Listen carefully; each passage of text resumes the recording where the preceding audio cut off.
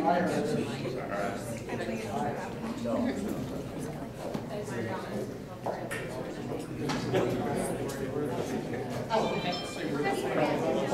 we're going to go ahead and begin. First, I'd like to introduce the president of Northwestern, Dr. Janet Cunningham, to make our announcement today.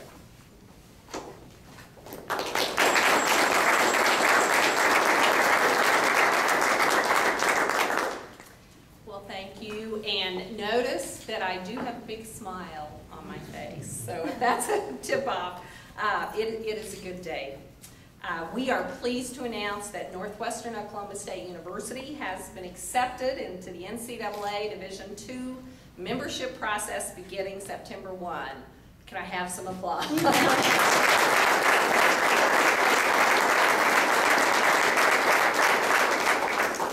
In addition, this fall we will begin competition as a provisional member of the Great American Conference.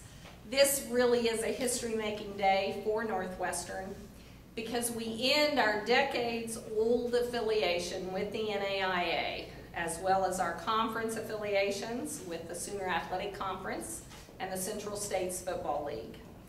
The decision to seek NCAA Division II membership has been discussed for several years. In fact, I became vice president in 1990, and I think discussions, there were some even at that period of time.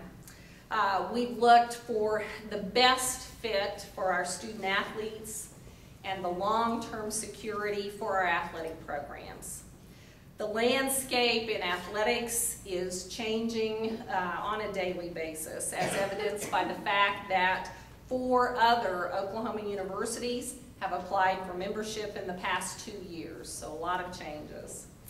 In seeking membership, we sought out the opinions of our university community, alumni, and supporters through various working groups and committees. And there was a clear consensus, really, during that process that we move forward with the NCAA membership process. This move to the NCAA and the Great American Conference provides the security that we desire for our programs. It enhances the academic and athletic stature of Northwestern, renews old rivalries with our sister regional institutions, and will give our student athletes the best experience possible. Our decision to join the NCAA has generated a great deal of excitement among our student athletes and coaches, our alumni and fans. Certainly, anytime you make a change of this magnitude, there's a period of adjustment, but I think we're well on the way, even during this last year, of making sure that we've laid the foundation for the change that we felt sure was going to happen. Finally, the NCAA agreed with us and moved us forward. I am confident that with the support of our alumni and fans, that we will build a Division II program that will be very competitive in the Great American Conference and is successful in the ultimate goal of any program at a college or university, and that's the goal of graduating the student athletes. To be successful in securing the approval of the NCAA II to begin its membership process requires a total commitment on the part of the university and its supporters. And our facility improvements made possible through our Vision for Victory campaign played a significant role in preparing us for this day. The trustees of the Charles Morton Shared Trust, who provided the initial gift of $1.6 million, followed by the support shown by Todd and Mary Margaret Miller, Mel Sharp, and the Larry and Greg Glass families, along with all of our other donors, are to be thanked and congratulated for helping us get there, so thank you very much. I also want to thank Andy Carter, our athletic director, the executive leadership team at Northwestern, and all of the faculty and staff members who served on all of the various committees and helped prepare our application. And I especially want to thank our coaches and other athletic department personnel, because those of you who are coaches and work in our athletics program impact the lives of these student athletes every single day. So thank you for your work. This is a day of celebration of that work and dedication to Northwestern. I also want to thank the presidents and the athletic directors of each Great American Conference school who were very, very supportive of our application and put that in writing. I want to thank Commissioner Will Pruitt for his strong support of our application and encouragement along the way. In addition, we appreciate the support of the Board of Regents of the Regional University System of Oklahoma. And really, today marks only the first step in a multi-year process to full active membership in Division II and the Great American Conference. This process is much like an athletic competition.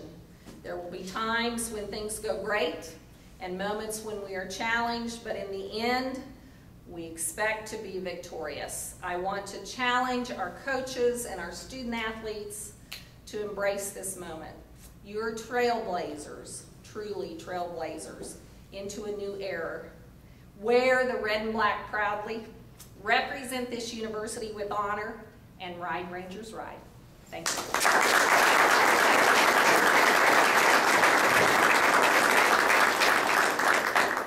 There's a term in athletics that sometimes in the heat of competition you just got to suck it up and go play.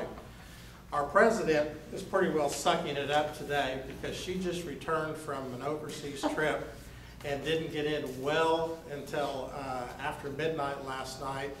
So between jet lag, lack of sleep, and probably running on a little bit of no luggage, and she's probably running on fumes, and I appreciate her making the effort to be here today and make the announcement.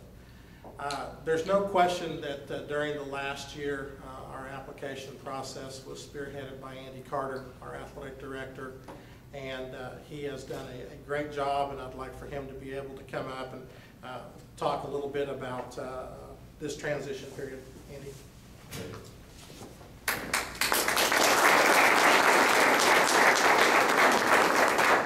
First of all, we're excited that you're all here to share this with us.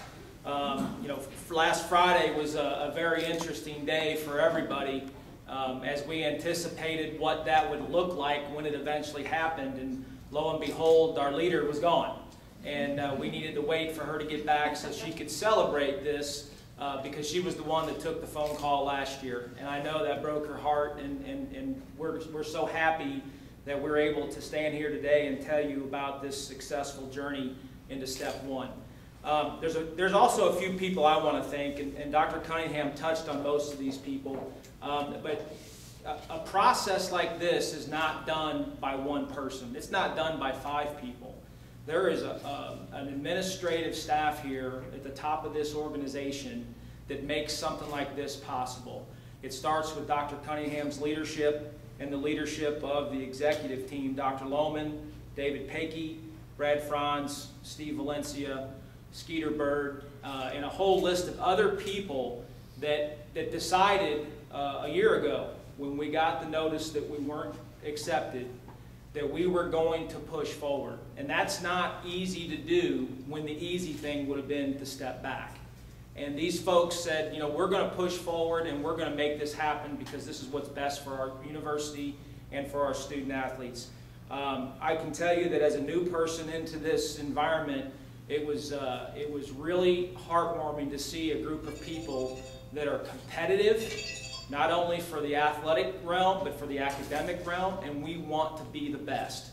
And that makes somebody like me, makes my job a whole lot easier. I also want to thank the community and our boosters who stood by us, even though at times they questioned what we were doing, because there was probably some reason to do that, because we didn't know. You know, I got the question all the time, so what are you going to do if you don't make it? And of course, if you ask me that question, you know the answer is that's not an option, and we're not going to talk about that. And so I want to thank them for staying behind us. I want to thank Wendy McManus, our compliance officer, assistant AD, who really stood up and did a lot of work to help us fix some of the issues we needed to fix, as well as all of our head coaches and our entire athletic staff. Will Pruitt, Commissioner of the GAC, without their support and the support of the other GAC members, this would not have happened. When we got the bad news last year, they stood in the trench with us and helped us and supported us and told the NCAA we will not leave their side. If they had done that, we would have been in trouble. And so this is just as much a victory for them as it is for us. And I want to mention one person's name, and I don't think she's here, but when you get to the very end of this process, the NCAA has a lot of particular things that have to happen in your application. I think our final application was 726 pages. And you have to link it in such a way that the membership committee can easily navigate back and forth to when you answer a question, they can link it, go to where that answer is, and then come back.